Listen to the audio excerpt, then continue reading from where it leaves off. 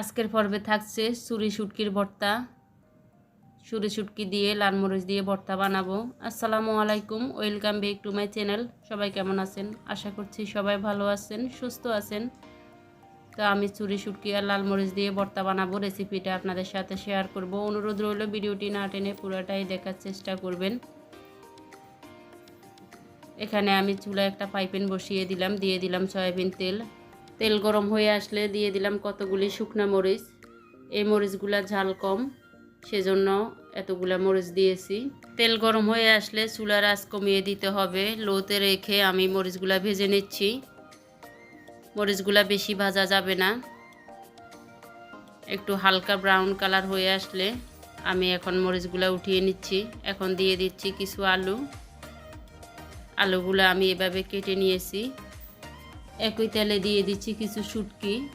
চুরি শুটকিগুলো আমি আগে থেকে ভালোভাবে ধুয়ে পরিষ্কার করে রেখেছি, পানি ঝরিয়ে রেখেছি। এখন শুটকিগুলো দিয়ে দিলাম 3 কোয়া রসুন, দিয়ে দিলাম কিছু পেঁয়াজ এভাবে কেটে নিয়ে আমি দিয়ে দিলাম। এখন হচ্ছে আমি 2 মিনিটের জন্য ঢাকা দিয়ে দিলাম যাতে আলুগুলা সিদ্ধ হয়ে আসে। ঢাকনা খুলে আবারও একটু নেড়ে ছেড়ে দিব। আমার আলুগুলা মোটামুটি সিদ্ধ হয়ে আসছে। এখন আমি উল্টিয়ে দিব। উল্টিয়ে পাল্টিয়ে নেড়ে ছেড়ে দিয়ে আবারও আমি কিছুক্ষণের জন্য ঢাকা দিয়ে রাখলাম। এই পর্যন্ত ভিডিওটি যদি ভালো লেগে থাকে একটা লাইক দিয়ে দিবেন, লাইক দিয়ে বন্ধুদের মাঝে শেয়ার করে দিবেন, সবাইকে দেখার সুযোগ করে দিবেন। পরে আমি আরও কিছুক্ষণের জন্য ঢাকা দিয়ে রাখলাম, প্রায় 2-3 মিনিটের জন্য।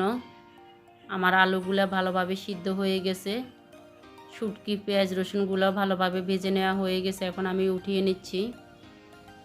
আলুগুলো আরেকটু ভাজা ভাজা করে উঠিয়ে নেব। আলুগুলো সিদ্ধ হয়ে গেছে। এই পর্যায়ে চুলার আঁচ মিডিয়ামের থেকে একটু বাড়িয়ে দিয়ে আমি আলুগুলা ভেজে নিয়েছি। এখন আমি পাটায় ভর্তাটা বেটে নিচ্ছি। এখানে বলে বোঝানোর কিছু নেই, ভর্তাটা বেটে নিচ্ছি এটা দেখে বুঝে নিতে হবে।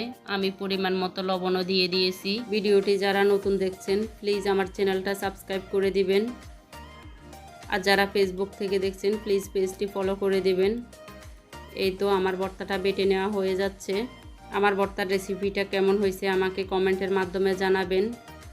এই ভর্তাটা অনেকে করতে পারেন, আবার অনেকে আছেন পারেন না, একেবারে নতুন। যারা পারেন না, নতুন রাঁধুনি, তাদের জন্য আমার আজকের ভর্তার রেসিপি।